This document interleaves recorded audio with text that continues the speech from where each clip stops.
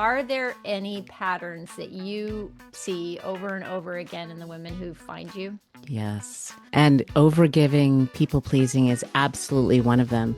And when you're aware of it, you make a little change or you elevate your awareness around the thing. And then when you get the next wake up call, what we tend to do is beat ourselves up and say, oh my gosh, look at me. Here I am again. What have I? Right. I'm a loser. I'll never figure this out. I try so hard, but here I am back at square one again. Absolutely, you are not back at square one. Welcome to Late Bloomer Living, the podcast where we're all about shaking up our ideas about what it means to grow older. I'm Yvonne Marchese, your resident age agitator and play instigator. Around here, we believe midlife is the perfect time to play, to reinvent, and bloom like you mean it. Let's go. At what age do we stop living by other people's expectations? Can somebody please answer that for me? Seriously, when does that switch flip? Today, we're going there with someone I adore, and I have had on the show before, the amazing Wendy Perrotti. Wendy is a master level certified coach. She's a speaker and author who helps women over 50 reclaim themselves. Is that you? Stick around. And what I love about Wendy is that she blends science and psychology and soulful humor. And she's back with something brand new. It's a grown-up picture book for people pleasers called Keep the Tomato. And yes, it's as delighting and disarming as it sounds. It's whimsical.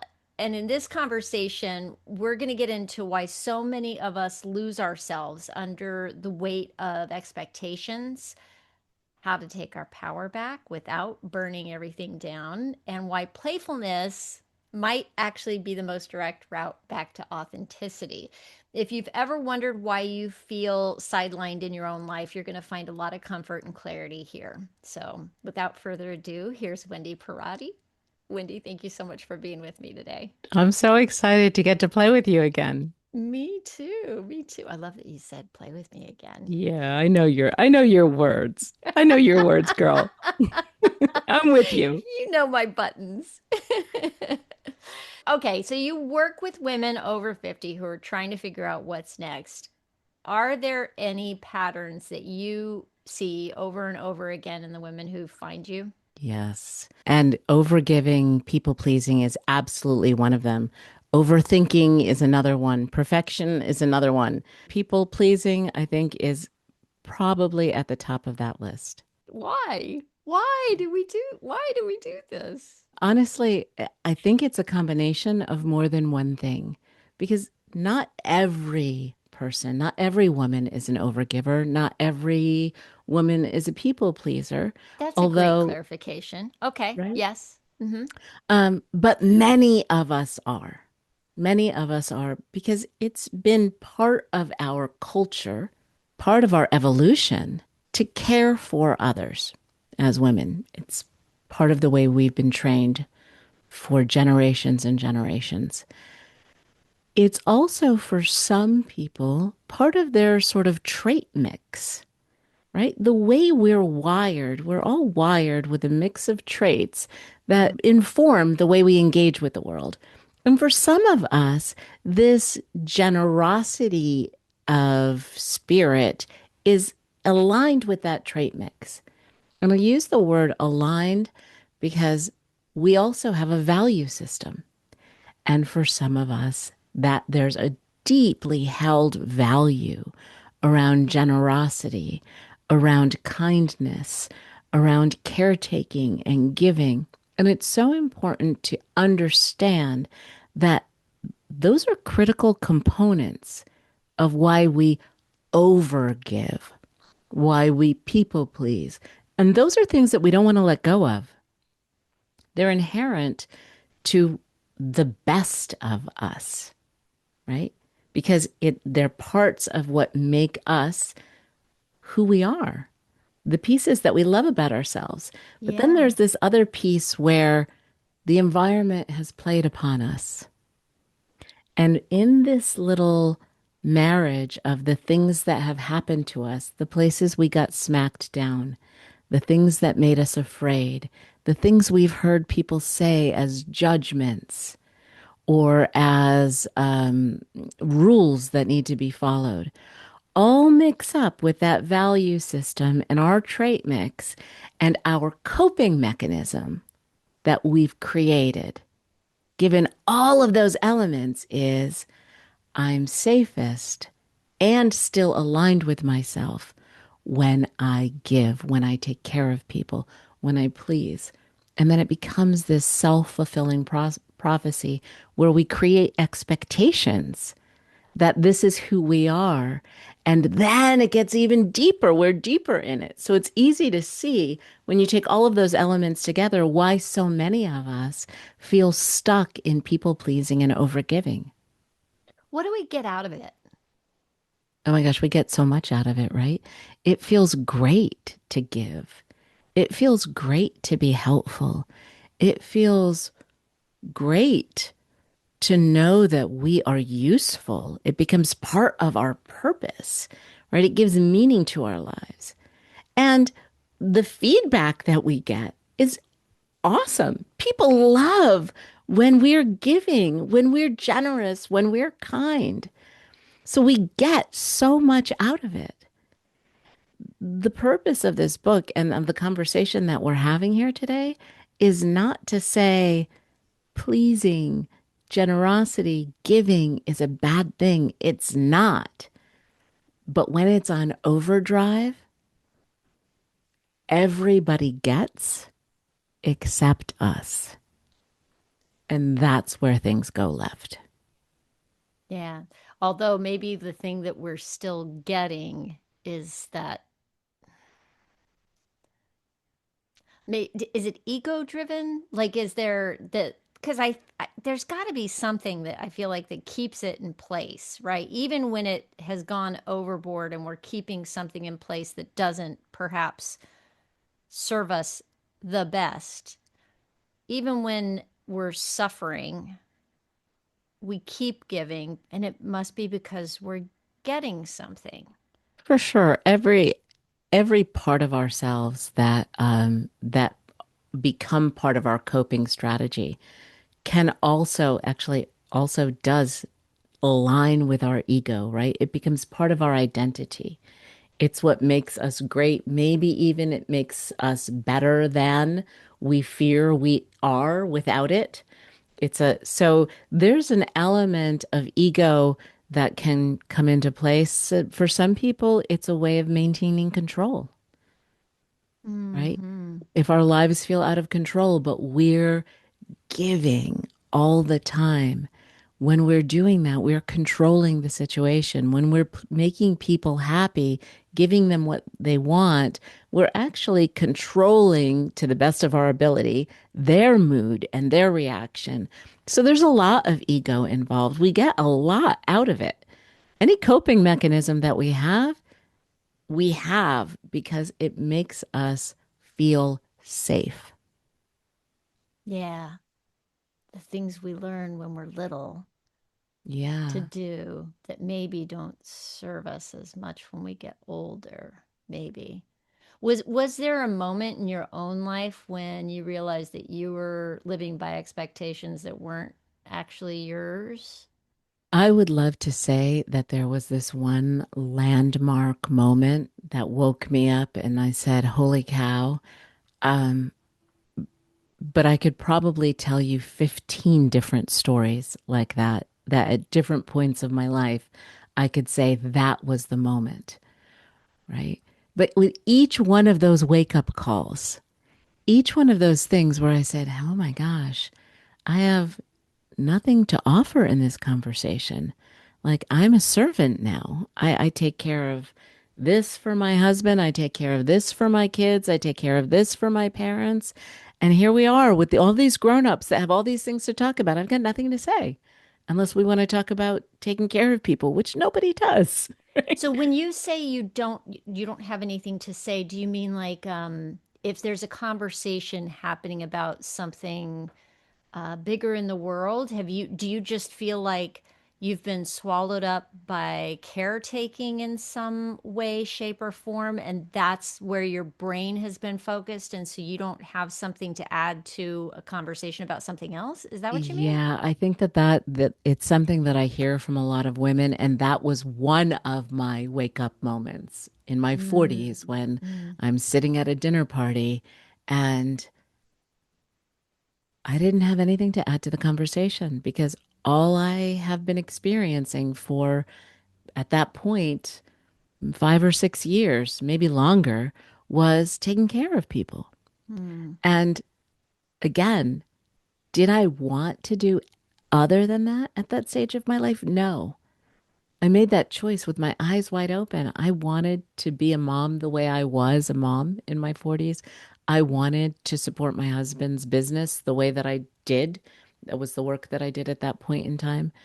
I chose those things. And yet, Mm. because it was also my coping mechanism, it was on overdrive. And oh, so the expectations that I had set was Wendy will do it. Oh, ask Wendy. Oh, ask Wendy. Oh, don't worry about it. Wendy will, oh, just come on over. Oh, Wendy will, Wendy will, Wendy will. Because I'd set that expectation based on my own values and choices. And now the thing had gotten so big, right? Yeah. So if you had 15 different touch points, let's say personally, where you recognized this overdrive for yourself, um, I always say that like I've had aha moments at various points in my life, and then I've made changes. And I always say it's not one and done. Like even just when I think I've got something handled, I realize that I'm nowhere near having it handled, right? Did you Exactly. is that what those 15 different touch points were? Was like you Exactly. thought, okay, so clearly I need to make a change here. You thought you made the change, but then smack upside the head, something comes and you go, oh, I'm doing it again. Dang. Exactly. And each one is like a different version of a wake up call.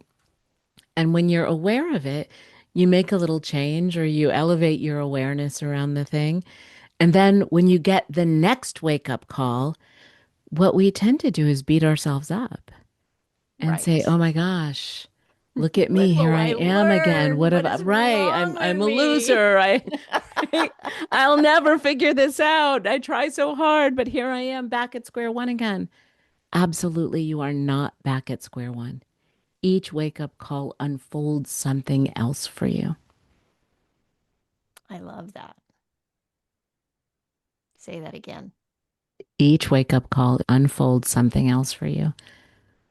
And we just have to allow ourselves to sort of dance in each one of those moments and look for resources that will help us, right? That's What does why, that look like?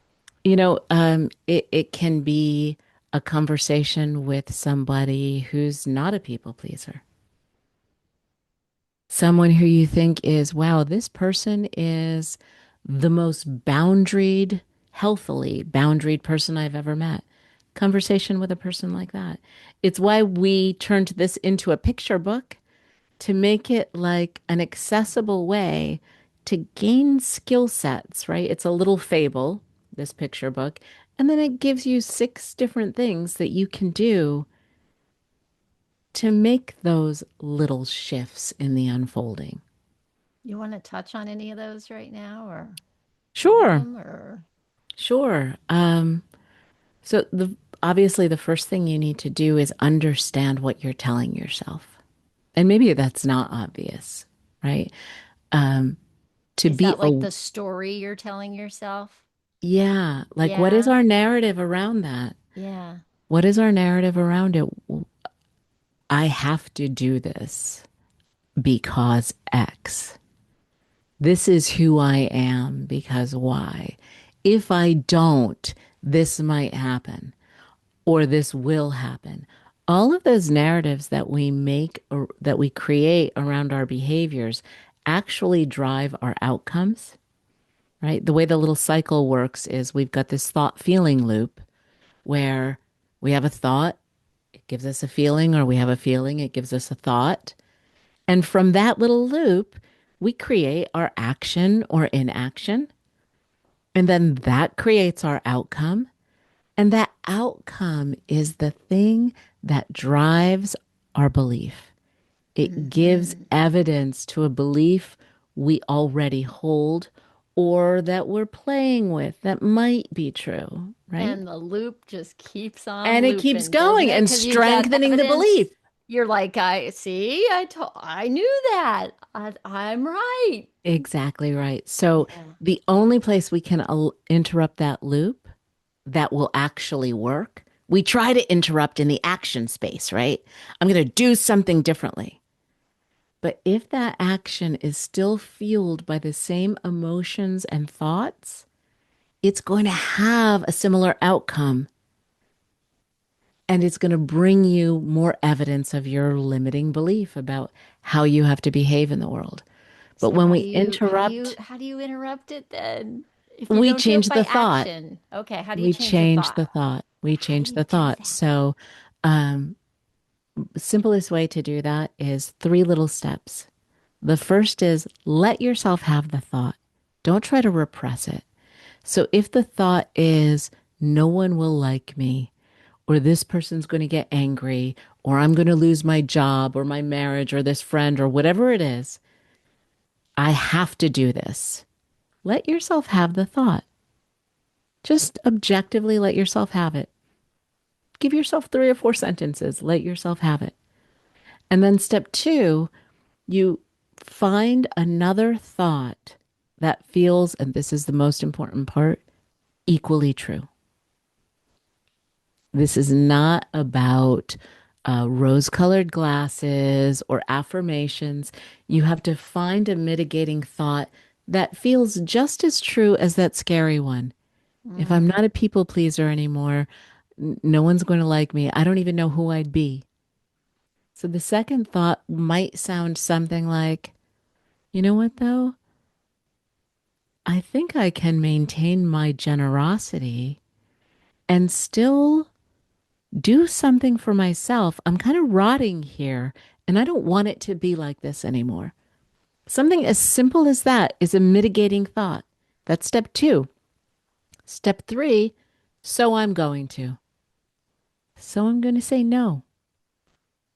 So I'm going to say yes, but with this caveat, right? And when we practice talking to ourselves in that way, we create this incredibly quick default loop. We'll always have negative thoughts that come into our minds about ourselves. But instead of letting them ruminate or feed old beliefs, now with practice, we go, oh, there's the negative thought. Here's the thing that I also believe that can emit. And so here's what I'm going to do. Those are different kinds of actions. that's interesting. It's a very improv-based way to approach things. Yeah, There's a kind of the cool, whole right? yes Yes, and it is. exercise. Yes, this is the scary thought, and this is another thought that's equally true. And that there's freedom around that, isn't there? There's a lot of freedom. There's a Yeah. lot of freedom. There's choice in that. Mm-hmm. Yeah. I'm also, it's making me think of something that when the first time I heard it, I was like, oh, this whole around this whole idea of people pleasing is that when we're people pleasing, we're actually robbing the person that we're trying to please of the opportunity to really be connected to us, to really know us, because we are assuming that we know what they want and proactively managing them and trying to That's the control a ego and control situation, piece, right? right? That's the ego and control piece. And we can even take that a step further and say, we're robbing them of agency. Right. We're robbing them of agency because we think that we can do it better or we think that they need it from us. And they might think that they need it from us. But chances are we're part of that loop that teaches them that they need it from us. We've built this rule book that says, Hey, I'm the tomato lady. I'm handing out tomatoes left and right here. And I love it. I love handing out tomatoes. And so everybody's like, "Yay, here she comes. She's so happy to give me tomatoes. I'll take some more. I'll have some more." And then when we try to shift that, people don't understand. You're the tomato lady. You always are nice. You always say yes. What's happened here? And that disconnect makes everyone uncomfortable. And when we don't know what to do with that discomfort, we fall back on our default. How do you work through the discomfort if you are in the middle of adjusting people's expectations compared Yeah. to what they've, what you've been doing before? I think the two key words here are boundaries and grace. And those things go hand in hand. As a matter of fact, I think that so few of us were taught what really good boundaries are. And in fact, what we've learned are boundaries that are more reactive than responsive. And those are barriers. Good boundaries are invitations to deeper intimacy most of the time, right? And when we can learn to enact really healthy boundaries, and it's very simple actually to do, and to do that with grace. Um, I can give you a couple of little Please. steps. Yeah, give me some Yeah, yeah, examples. yeah.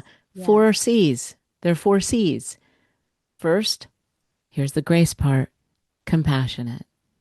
If you're about to hold up a boundary, the person on the other side is going to feel a pinch.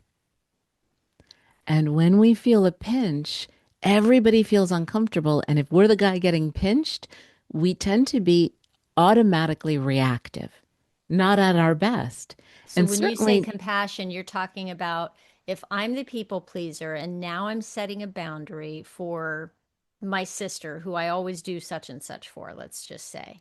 And she has a reaction like, well, what the heck is wrong with you? This is the way we do things. I, as the people pleaser, need to have compassion for her reaction to this new boundary. Is that well, what you're yes, saying? yes. However, if we start with compassion, Mm-hmm. we often don't get that reaction. So the Mm. compassionate way is like the what in coaching we would call acknowledge and validating. Hey, I hear that you really need me to do this thing. And I know that I do let things for this like this for you all the time, but I really can't this time. I really can't this time. And I'm asking that you understand that I just don't have the time right now. Yeah. And it, what's important about that compassion is it puts people at ease, even if they step on your boundary. Hey, where's my such and such? Actually, here's an important thing. That whole rule that we've learned, no is a full sentence. Mm-hmm. It is. You I can struggle just, with that one. right? Of course you do. You can just say no. It is a full sentence. Yeah. However, if we are givers, pleasers, and that's a part of our core value system, if we try no as a full sentence, it actually feels counter to our values and doesn't help us become less of overgivers. It has a boomerang effect. So we Mhm. can say no in a much more gentle way by honoring. So the first part of setting good boundaries is having some compassion. Hey, some humor even. Hey, I know that I'm the guy who's always here doing this thing. Just like that. Simple humor. And then number two, clear. Clear means the next thing out of your mouth needs to be so simple that everyone knows exactly what you're asking of them. Because if you tell a big story, the person doesn't know exactly what we expect of them. And then we're both disappointed when the boundary doesn't stick. So at that point, it's clear.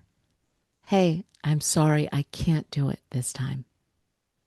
Clear, right? The third is it has to also be clean. And by clean, I mean don't muddy it with a big now explanation of why. Because the last time, and I'm so tired, and then this and that. When we do that, the listener only pulls the little pieces that they relate to, and now they've already forgotten what we've asked of them. So clean, no explanation. Stop once you've asked or put your boundary in place. And then the final one is consistent. Unless you repeat the boundary goes away. So when we're compassionate, clear, clean, and consistent, we set really healthy boundaries that don't feel like pinches, that don't feel like barriers. We have to allow people some time to become accustomed to the version of us that we're growing into. And that's what I mean by grace. Why do you think midlife is such a powerful time for reclaiming yourself? You know, I think that we're hit on every wavelength in midlife. Biologically, physiologically, we change. Our relationships all change.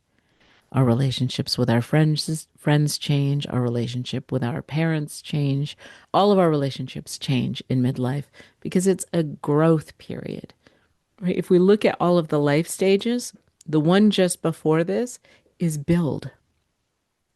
In those 30s and 40s, we're all about the build, whatever it is that you're choosing to build, whether it's a family, a career, wealth, a legacy, whatever it is that is important to you to build, those years are all about the build. And it's a grind. Even when we're aligned with our values, it's a grind.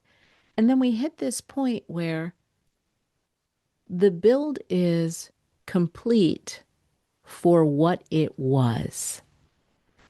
And we have this wake up call that says either, gee whiz, that's not what I expected it to be. It doesn't feel like enough. Or it feels complete and, what's next? Now what? Now Yeah. what? And Yeah. so at this point, we're searching for what we do with this very natural growth arc that we hit in midlife. I have to ask because this is my current obsession. Is there a playful way to do this? Yeah, there's a playful way to do everything. There's a playful way to do everything. And I will say, whatever the playful way is, it's got to be yours. So for me, the playful way is always going to be humor. When I set boundaries, it's with humor all the way. That's the playful way that's natural for me. I have a friend and really close friend who's also she's an executive coach, and for her, it's all about somatics. It is about how she uses her body. Mm-hmm. She will dance to release the energy of something big that she's holding, like Mm. overgiving. So for different people, I think play looks different. I think that Play is different for everybody. right, Yeah. the Yeah. thread, would you say that the thread is like it's a lightness of being? So it's like experimenting until you find what that is for you. Yes, yes. Yeah. As a Could it matter of be like fact, journaling about it, maybe? Maybe that's playful for you. I've never been a person who could journal regularly. Even though when I do journal, I find it to be incredibly helpful, I've never been able to get into a groove with it. And the closest I've come is doing a little art journal. And I'm not an artist. Like I am stick figure drawing level kind of, talent here, but playing with colors and watercolors or just doodling, guided like artistic activities tend to be like the sweet spot for me. And I'm finding and moving my body is a huge access point for me as well. So yeah. like how do you take that and apply it towards this setting of boundaries? So I think that when you're setting boundaries, the playful approach is what feels lightest and easiest to you. But the idea of play and experimentation is also a key part of overcoming overgiving. Because what's on the other side of it? By experimenting with things that blow your skirt up, right? What are the things that bring you joy? You might even not know anymore. You might not remember what you love or what brings you joy. Playing with those things is a way to empower yourself so that there is that thing you're stepping into as while you're holding on to these core values of generosity Mm-hmm. and starting to use boundaries so that you're not overgiving, you're stepping into this new version of yourself. And wouldn't it be cool if that were the playful version, whatever that looks like, meaning the most joyous version of yourself? Yeah. Is there anything that you wish more women understood about reinvention at this age? Yeah. Um, there are so many things. I would say that the rules are bullshit. Mm-hmm. Let go of all of the rules. There is no one size fits all. There is no timeline. And the more we find our capacity to see this as an unfolding, aligned with our own value system, the more likely a reinvention is to happen. And I think the conversation that we had a few minutes ago about no is a full sentence is a perfect example. If you think about the things that all the memes that we see on social media and all of the things that we learn are new ways of being, no is a full sentence. I'm a strong, independent woman. I'm whatever those things are, right? I'm empowered. They create rules, new rules that Mm-hmm. become the new limiting beliefs. Mm-hmm. So Mm-hmm. take the things that inspire you, but make them your own. All of it has And to I'm be I'm going to your add to own. that. I'm hearing because what I'm hearing is okay, you've got a new rule, but maybe there's the idea of like what's the rule for today, right? I think about let me see if I can clarify what I'm trying to say. There's what I wanted 5 years ago, and that has changed and evolved. And if I'm still leaning heavily towards that or working so hard on that on to live by those rules or towards that goal, is does it still fit? Yeah. What we wanted before is likely very different from what we want now. What we're supposed to want is definitely very different from what we really want. And that too is part of allowing yourself to experiment and unfold. You know, you use the word play all the time, and it's kind of critical here. If we watch the way children learn, they learn by experimenting. We're hardwired to They learn exactly by through play. That is exactly. hardwired into us. And if you sign your kid up for Taekwondo and they don't like it, you're going to have a hell of a hard time getting them to go back there, right? Because Right. they don't, not for them. It's not their cup of tea, right? And they don't beat themselves up. Oh, I was supposed to love this thing. Oh, I was. But we set these expectations about who we're supposed to be, even in reinvention, that completely undermines us. Reinvention is an act of tapping into your actual core values, what matters to you, and then creating a new belief system, not the old limiting belief system, but a new belief system that supports your core values. And the only way we do that is by paying attention to that narrative, what we're telling ourselves every single day that interrupts the pattern, and then when we do that, we get to take action that is an experiment. And if we I love love the it, we word do more. experiment. And if Yeah. we hate it, drop it like a hot potato, Yeah. right? Yeah. That's what reinvention actually looks like. Do you ever catch yourself slipping back into people pleaser mode these days? And if you do, what brings you back to center? Yeah. So I definitely, absolutely, 100% still catch myself in people pleaser and overgiver mode. And whatever our key coping mechanisms are, they're going to be with you for most of your life. Okay. We've got a lot of decades under our belt at this point. They are hardwired.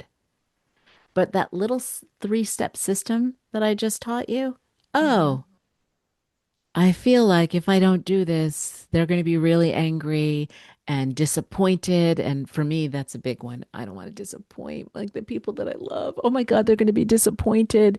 And I hate that, right? I don't even know what it means if they're disappointed. I just know that I hate it. When you notice the thought and you're in the practice, you've set a default in your thinking methodology by like practicing this. The very next thought is, oh, but I know I don't want to be an overgiver anymore. And I know that if they're disappointed, it will be okay. They'll live through the disappointment or they'll say something and we'll work it out. It'll be okay. So I'm going to. So by practicing those three little steps, we create this new system to process our coping strategies so that the actions that we take are creating new evidence for new beliefs rather than old evidence for old beliefs. Is there anything that, let's say you've said yes to something. Not that I'm pulling this from personal experience or anything. So I've said yes to something and I'm doing it. I'm doing the thing that I said I would do. And I find myself feeling resentful. Let's say in my business as a photographer, let's say I've agreed to do a session and I've agreed to do it for a certain price for certain deliverables that go with that. And I find myself in the middle of doing it going, this is so not worth it. And I feel myself feeling resentful. I'll finish the project, of course. And I actually love to over deliver. And that actually makes me happy.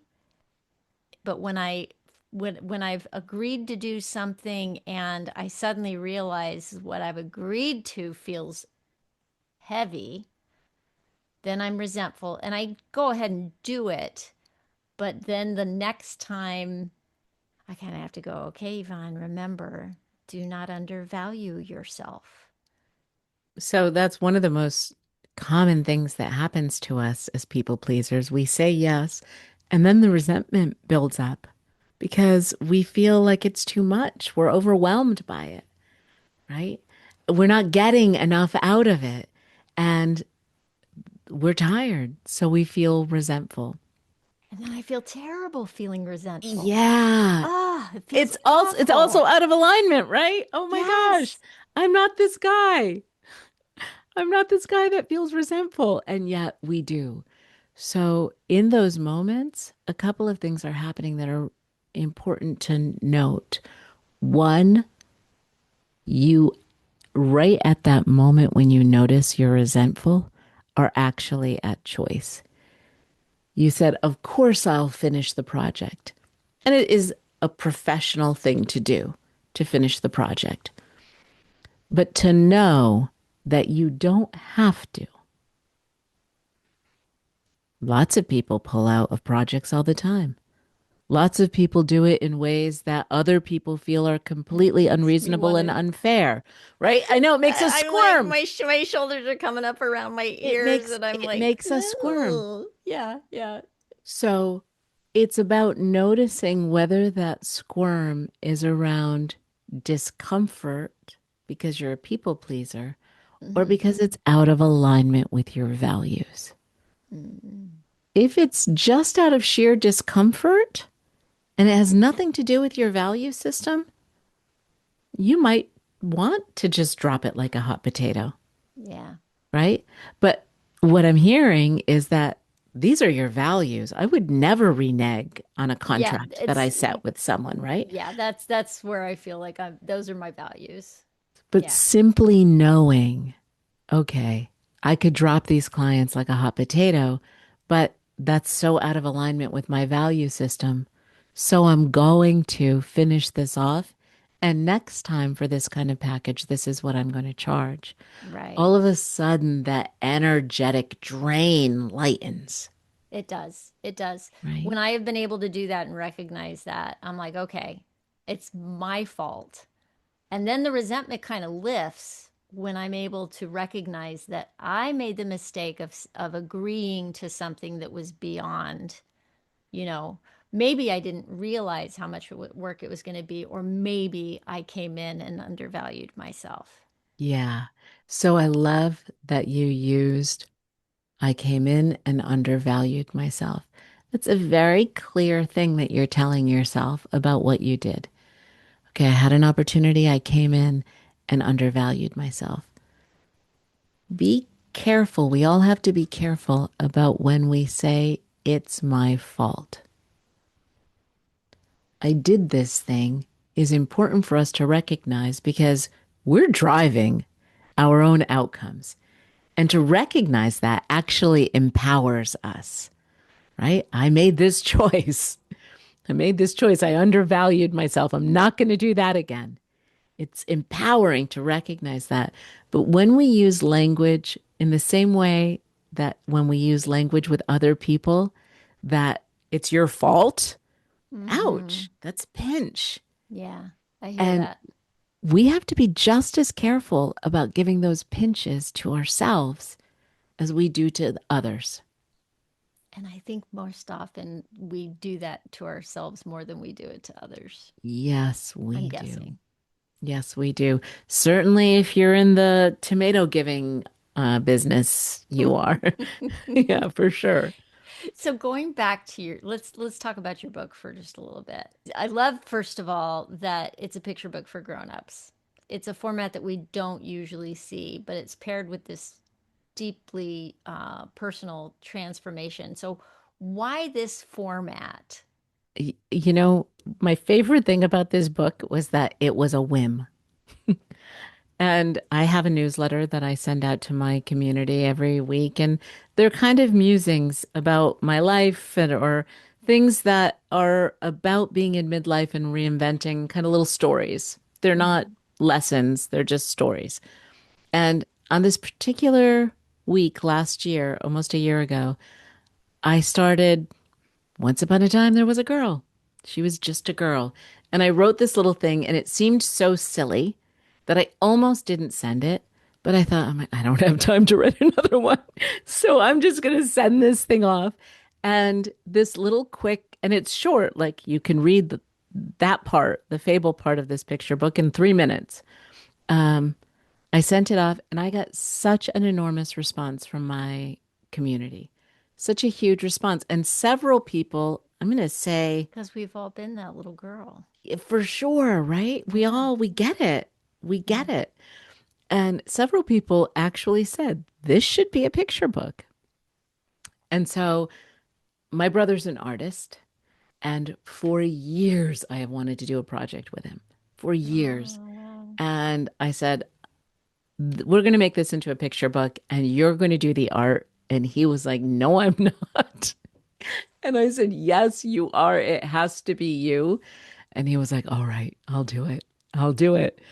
But I'm not an illustrator. I'm not an illustrator. I don't know how I'm going to do it. And he did. So he illustrated this book. And you know, when your gut tells you something, like I knew it had to be him because he brought it to life in a way that only he could. He made it very grown up. He made it very funny by the illustrations that he created. He made it very real. The whole thing has been so much fun for me, so playful for me to get It to do this is. with my It's, brother. And I love that feeling about it. Yeah. So what about this tomato? Where did the metaphor for the tomato come from? It actually came from a spiel that I was giving my daughter at one point where she's a also overgiver, people pleaser, and she was burnt out with all of the things she was doing for her friends and feeling so resentful.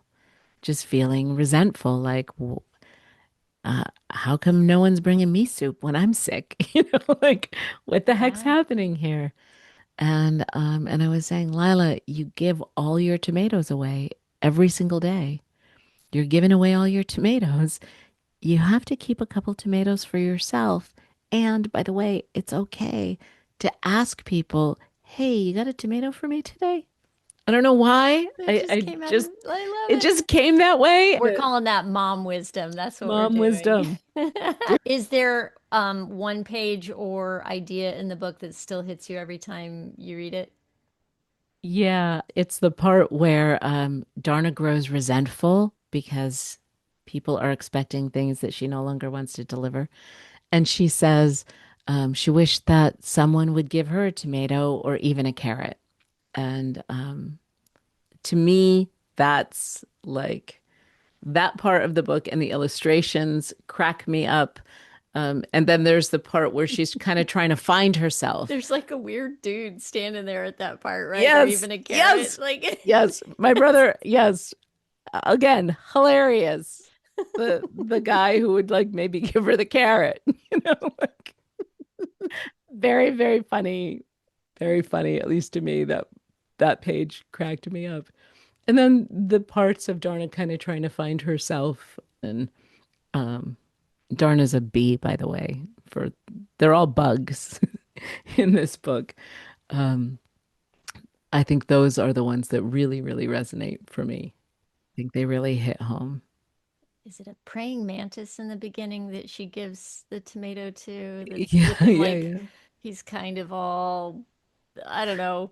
I don't know. He Yeah, kind of looks like a definitely homeless praying mantis on the on the street. Like, street, yeah, with a couple of bottles. right. And he shows up again. I feel like is it the same praying mantis that comes up later, like wanting more tomatoes? And he kind Yes. of looks big and strong and healthy this time. Yeah, yeah, yeah, Like yeah. she's brought him back from the brink, but now he's like, still, I want some more tomatoes, lady. How can people get a copy of the book? How can people find you to work with you with your coaching practice? All of that can be found on wendyperrotti.com. It's really easy. It's just my name. And then the book is available on Amazon. So if you look up Keep the Tomato or my name, Wendy Perrotti, it'll pop right up on Amazon. Great. And I will have links in the show notes. Wendy, thank you so much for coming back and hanging out with us here on Late Bloomer Living today. It's always so much fun to play with you. Thank you. I feel the same way.